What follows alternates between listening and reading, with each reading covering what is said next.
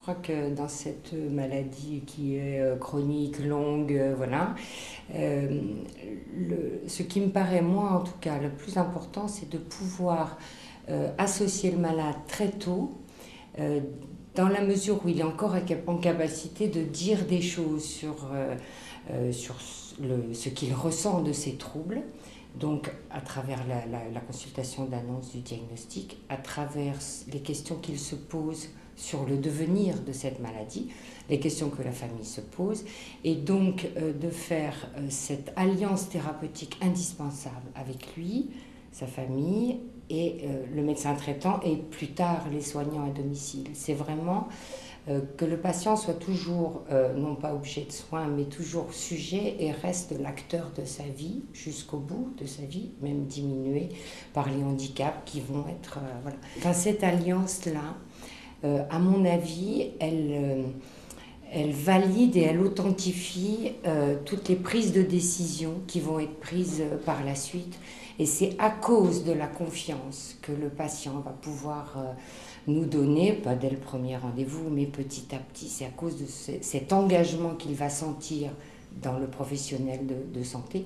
C'est-à-dire, vous comptez tellement à mes yeux que je vous promets que je serai toujours à vos côtés, quelle que soit votre situation et les difficultés, en essayant toujours de trouver la moins mauvaise solution, puisque la meilleure solution aurait été que vous ne soyez pas malade et que tout aille bien, etc. Donc en fait, je crois que quand on dit associer le malade à la prise de décision, les choses commencent très tôt, puisque ça commence déjà, est-ce que le malade va accepter de venir à la consultation ? Diagnostiquer ou pas, valider ou pas ces troubles qu'il perçoit et qu'il va, avec l'énergie du désespoir, s'évertuer à masquer pendant très longtemps auprès de sa famille, et que la famille, quelquefois, va s'évertuer à masquer. Il ne s'agit pas, enfin, de faire quelque chose pour le malade, mais toujours de le faire avec, en prenant le temps suffisant. On n'est pas dans les mêmes temps quand on est malade et quand on n'est pas malade. Et nous avons, nous, à nous caler, à nous calquer sur cette temporalité de ce patient qui vient nous voir pour une première fois et qui, dans la voiture, a répété. Parce que sa fille lui a dit, elle va te demander quel jour on est, elle va te demander, etc. Et donc c'est tout ce temps-là qui va falloir mettre en musique, j'allais dire, avec le patient. Et dans mon expérience, le temps de la consultation, et c'est ce qu'on a partagé aussi dans l'atelier, le temps de la consultation est un temps primordial, c'est-à-dire qu'il va d'abord... je suis beaucoup dans la validation, donc valider la parole du malade, valider dès les premières questions, c'est toujours, savez-vous pourquoi vous êtes venu ? Est-ce que vous êtes inquiet ? Qui a dit que vous veniez ? Et valider aussi le souci qu'a sa famille et le souci du médecin traitant. Quelle chance vous avez, monsieur, d'avoir une fille qui se soucie tellement de son papa. Vous avez dû être un bon papa, puisque votre fille vous aime à ce point qu'elle se fait du souci pour vous, et souhaitez-vous que nous réfléchissions ensemble sur vos soucis. C'est ces mots très simples, mais qui sont des mots un peu automatiques, qui augurent vraiment la consultation. Ensuite, la première question à poser, c'est souhaitez-vous que nous réfléchissions ?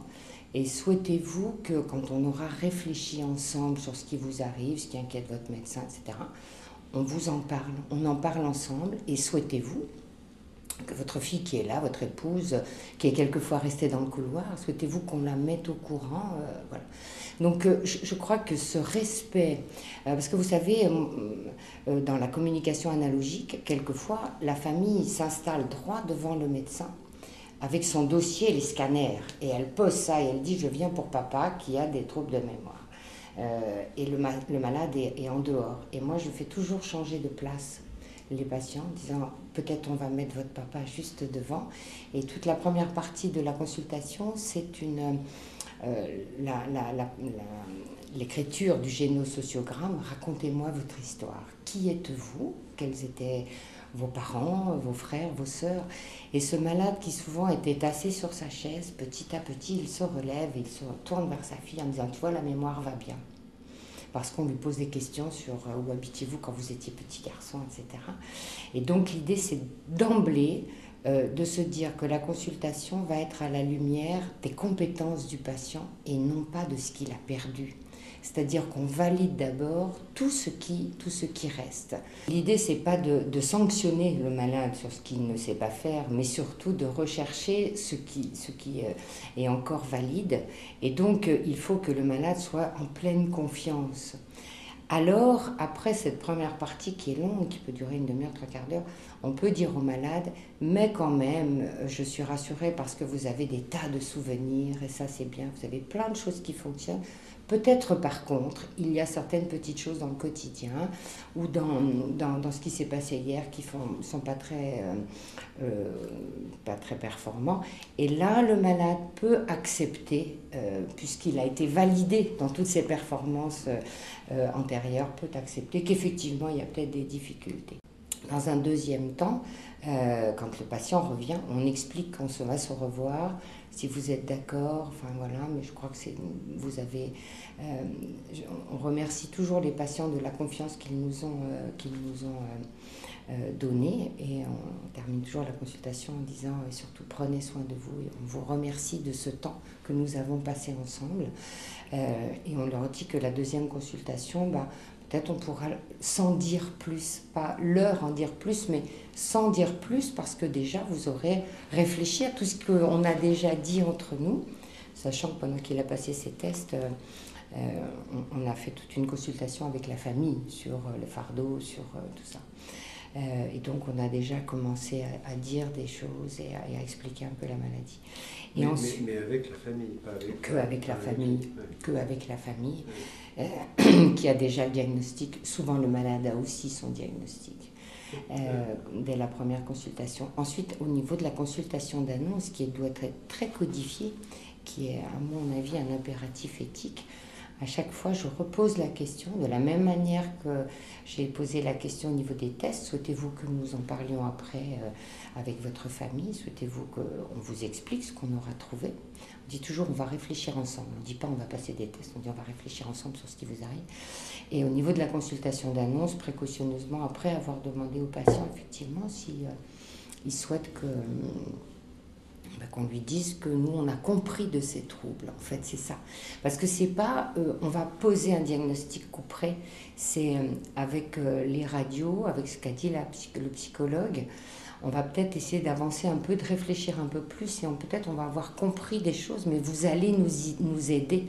C'est une manière aussi de valider la compétence du patient, quand même.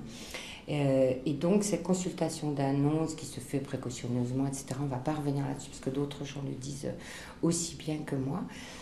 Mais déjà, elle pose les fondements de cette alliance-là. Et moi, toujours, à ce moment-là, je leur demande, peut-être pas dans la deuxième, mais dans celle d'après, mais assez rapidement, j'expose le projet de soins, puisqu'on ne fait pas un diagnostic sans une offre de soins.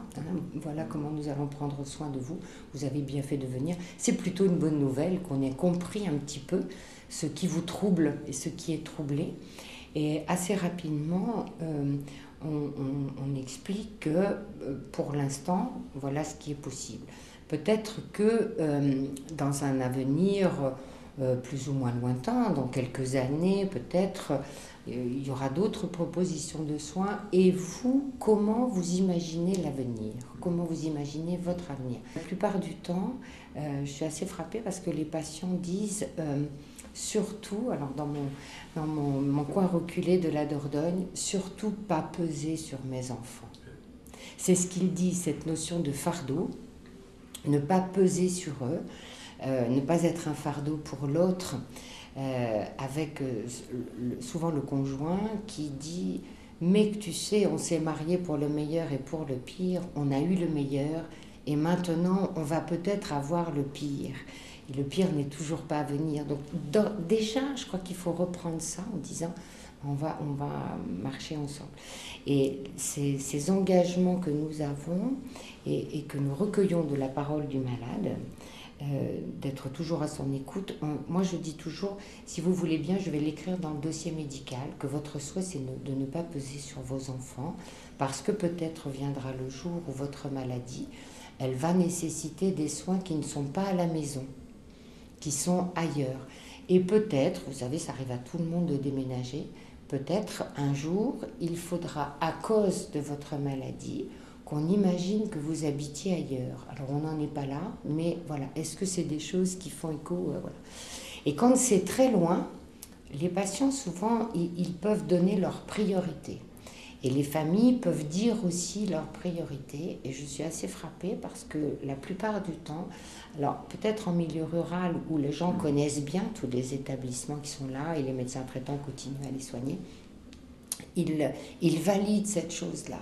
Et j'explique toujours que peut-être un jour la maladie fera que les mots vont leur manquer malgré tout ce qu'on va faire, l'orthophoniste, tout ce qu'on va mettre en place. Et alors, les décisions que nous prendrons avec eux, elles seront en rapport avec ce qu'ils nous ont dit aujourd'hui. Et que cet engagement-là, et que peut-être à ce moment-là, pour leur fille, ce sera trop difficile de prendre cette décision, mais à cause de ce qu'ils nous ont dit là, et à cause de l'amour qu'elles portent à leur papa, elles vont pouvoir prendre des décisions qui seront conformes à cette parole-là aujourd'hui.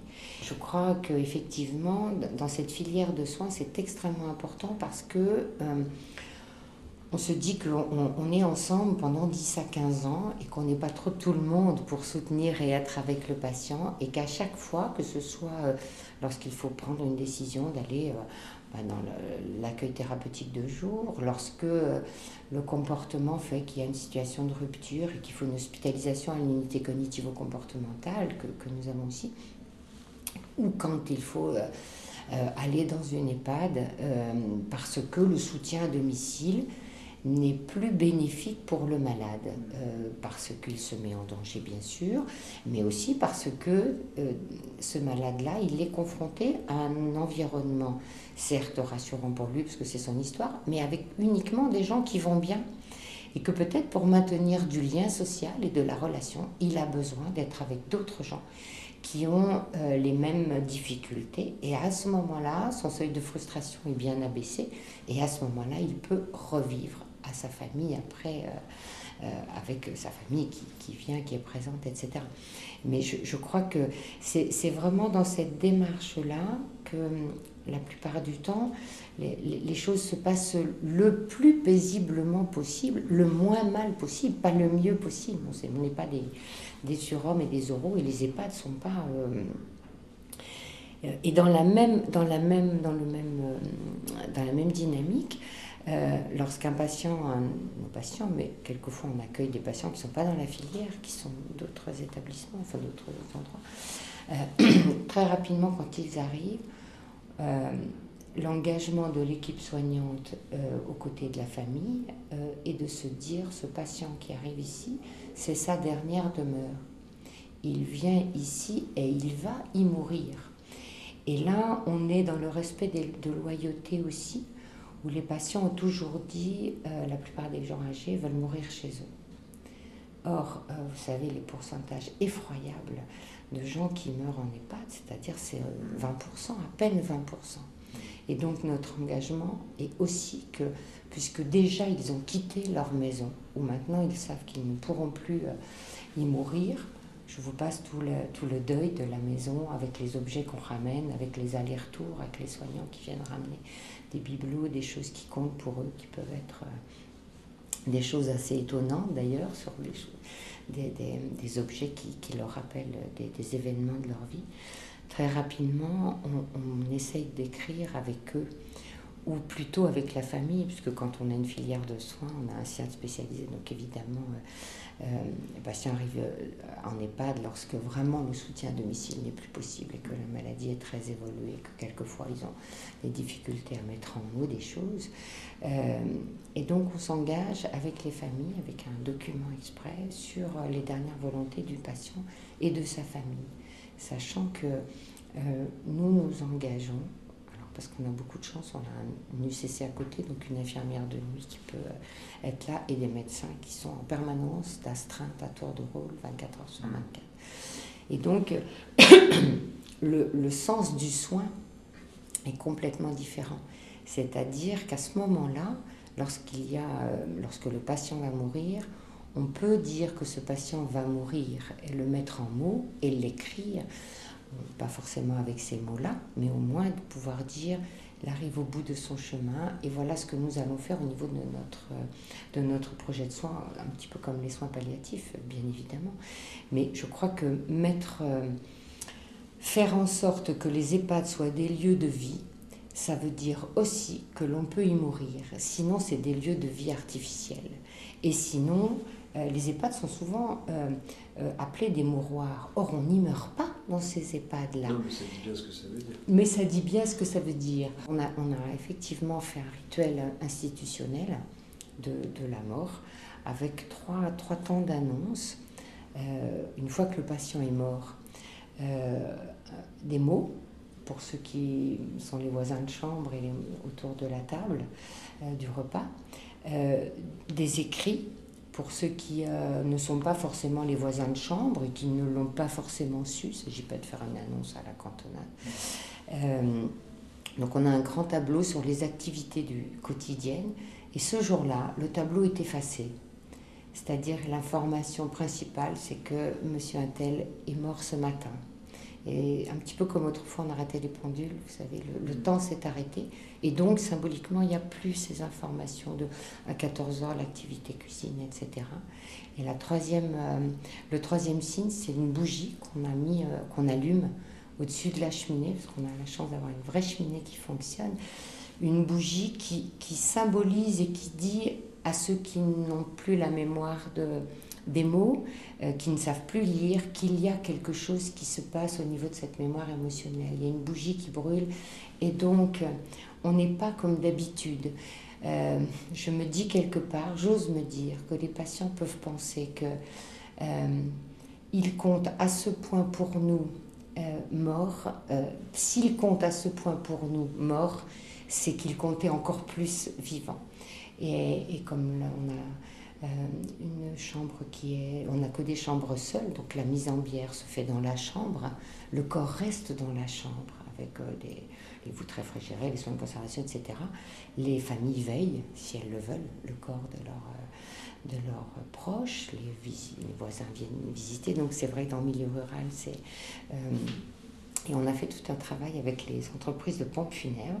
Alors quelquefois les familles souhaitent ramener le corps à la maison, donc à ce moment-là le corps n'est pas mis en bière dans la chambre, mais comme dans la maison il y a le salon, la salle à manger et puis les ailes des chambres, et que le patient quand il est arrivé il est passé par la grande porte de l'administration et donc quand il sort il va repasser par cette porte-là. Et donc, de sa chambre, il va traverser ce lieu de vie central qu'on appelle salon, parce qu'une de nos patients nous a dit, un jour que nous appelions ça le lieu de vie, elle nous a dit « Et où sont donc les lieux de mort ?» C'est joli quand même. Donc, on appelle ça maintenant le salon et la salle à manger. Et donc, l'enterrement se fait à travers la maison.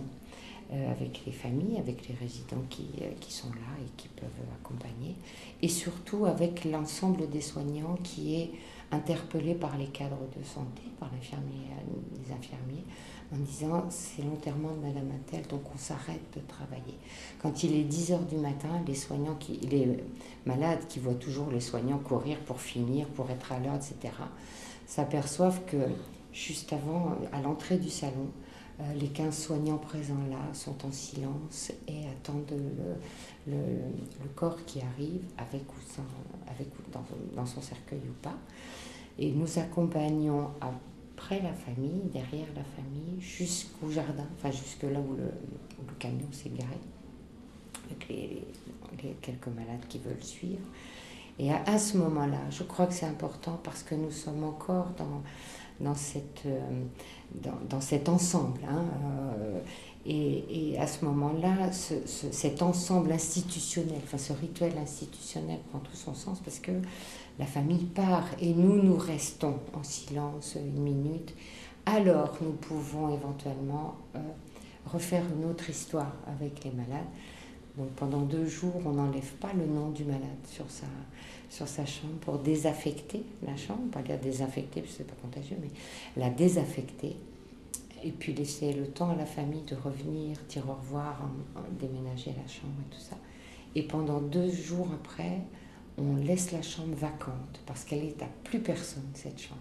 On éteint la bougie et on laisse la chambre vide pour que nous puissions, nous, au niveau institutionnel, enfin, ensemble encore, se réinvestir dans une autre histoire. Et tout ça, ça commence à la première consultation, quoi. Enfin, c'est vraiment jusqu'à cet accompagnement-là, il va jusqu'au jardin, jusqu'après le secrétariat, quoi, finalement. Et ça me paraît vraiment très important de pouvoir, y compris dans ces moments-là, alors quelquefois le malade, mais quelquefois, alors on pourrait parler beaucoup de ces refus de soins, de tout ça, enfin bon, mais en tout cas de se dire que si le malade a toujours dit « je veux mourir chez moi », et bien là il va mourir dans un chez-soi, qui est un autre chez-soi que celui de son âge adulte, mais qui est encore un autre que celui de sa petite enfance, parce que souvent, vous savez, les malades, quand ils sont chez eux, ils disent « il faut que je rentre à la maison ». En fait, leur maison, c'est pas leur maison. Alors, les épouses disent, c'est vertueux à dire, mais quand même, tu es chez toi, etc. Mais c'est la maison de leur enfance. De la même manière, lorsqu'ils sont dans une EHPAD et qu'ils sortent le dimanche après-midi manger chez leurs enfants disent, les ramènent à 3 heures, en disant, c'est terrible. Ça fait 1 heure qu'ils disent, bon, allez, on rentre à la maison. Et c'est terrible. Et donc, c'est bien une maison, c'est bien une autre maison, qui est une maison avec du soin, bien sûr, mais une maison. Et donc, je crois que, y compris dans ces choix-là, ces choix de fin de vie, on est on est respectueux de cette parole du malade qu'il a toujours exprimée. La taille de l'établissement, c'est une EHPAD qui, depuis 20 ans, a fait le choix d'accueillir uniquement des patients qui ont des maladies d'Alzheimer et des troubles apparentés. Il y a 52 lits.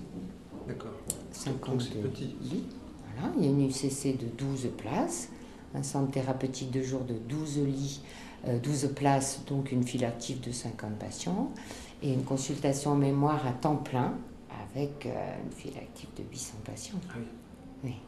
800. Oui, et comme on se disait quand même que tout ce qu'on faisait dans cette maison, c'était vraiment très bien parce que on a la chance d'avoir des gens qui sont aussi passionnés, enthousiastes et énergiques et militants que moi, voilà, donc, qui ont fait, enfin voilà, on est dans cette dynamique-là. On s'est dit, il va falloir que dans les autres établissements à côté, on puisse aussi, parce que bon, quelquefois on ne peut pas accueillir des patients parce qu'on n'a pas la place pour les accueillir.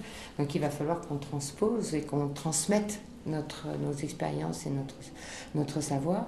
Et on s'est rendu compte que les soignants ailleurs sont avides de sens, sont avides de cette mise en sens de leur pratique. C'est ça dont je voudrais vous parler. Il y a un projet de société là. C'est-à-dire que ces gens, on les réintègre. Et ça me fait beaucoup penser à un film enfin plus qu'un ami, d'un cousin à moi, sur les lépreux au Paraguay. Donc totalement exclus, voilà. Sauf que alors c'est peut-être pas général, mais en tout cas dans une léproserie dans laquelle il a fait ce film, c'était extrêmement ritualisé. Et toute l'idée, c'était ça. C'était de ramener vers le centre, c'était de réintégrer les gens. On change d'endroit au fur et à mesure que la maladie progresse, on finit par mourir. Il y a tout un rituel, on change d'endroit. On vit ensemble, on s'entraide, chacun a un rôle. Alors, c'est pas le paradis, hein, mais c'est très signifiant. Parce que cette maladie, elle nous interroge aussi sur notre capacité à être, au-delà du pouvoir, de l'avoir, du paraître, des performances, de l'immédiateté, etc. Et les malades nous obligent à nous penser différemment. Il se pense différemment et il nous oblige à nous penser différemment au-delà des performances. Et je crois qu'on ne peut pas ne pas se poser des questions, y compris sur les projets que nous pouvons avoir pour nos enfants qui finalement n'auront pas forcément, ne seront pas tous polytechniciens. J'ai rien contre les polytechniciens bien sûr, mais vous voyez ce que je veux dire. Je crois que c'est aussi, ça nous entraîne aussi dans une démarche éthique très personnelle quelles sont les valeurs sur lesquelles je fonde ma vie. Est-ce que ce sont des valeurs de pouvoir sur l'autre? Est-ce que ce sont des valeurs de performance cognitive, d'argent, enfin voilà?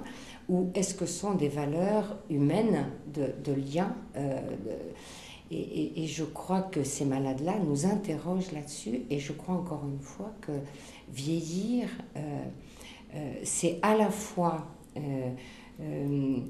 réécrire son histoire pour la rendre acceptable à ses propres yeux. J'ai découvert ça avec une vieille dame qui ne s'était jamais occupée de ses enfants parce qu'elle était médecin généraliste, cette vieille dame.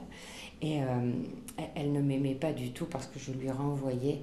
En plus, je suis de Poitiers. Elle avait fait ses études à Poitiers. Elle était médecin généraliste à Poitiers. Et cette dame, je lui renvoyais ce qu'elle avait vraisemblablement été.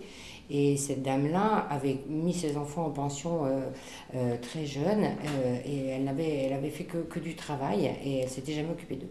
Mais elle s'était reconstruit une histoire de bonne maman avec des photos dans sa chambre, etc. Et elle avait besoin de nous dire à nous qu'elle avait été une bonne maman. Et la mission que implicitement elle nous confiait, c'était probablement de pouvoir persuader ses enfants qu'elle avait quand même été une bonne maman, vous voyez.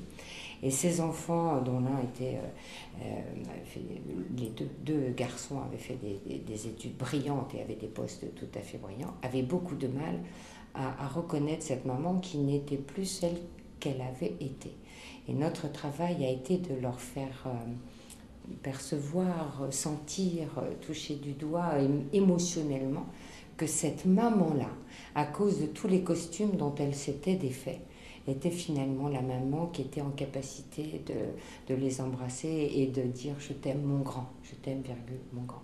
Mais pour tout ça, il a fallu que j'accepte pendant 6 mois, 8 mois, que cette dame refuse de prendre ses médicaments, parce qu'elle était médecin, elle savait ce qu'elle avait, que les aides-soignantes acceptent de vider la baignoire tous les matins dans laquelle elle n'était pas allée, parce qu'elle refusait d'aller dans cette baignoire, et que finalement on ait l'idée de lui proposer d'aller dans un atelier de créativité où avec de la terre glaise, elle faisait des petits bonshommes sans bras, avec des bras, des jambes et sans tête, des hommes troncs. Jusqu'au moment où elle a dit à l'aide-soignant qui était là, et ici, vous les regardez comment, les gens qui n'ont pas de tête. Je vous passe tout le lien et tout le travail qu'il y a eu. Et cette dame est finalement allée s'asseoir, alors qu'elle était, entre guillemets, anosognosique, hein, voilà, etc. Elle est allée s'asseoir dans le salon, en fin d'après-midi, à côté d'une autre vieille dame, qui, elle, n'avait pas fait d'études de médecine, dont le mari était électricien, et qui vraiment, voilà.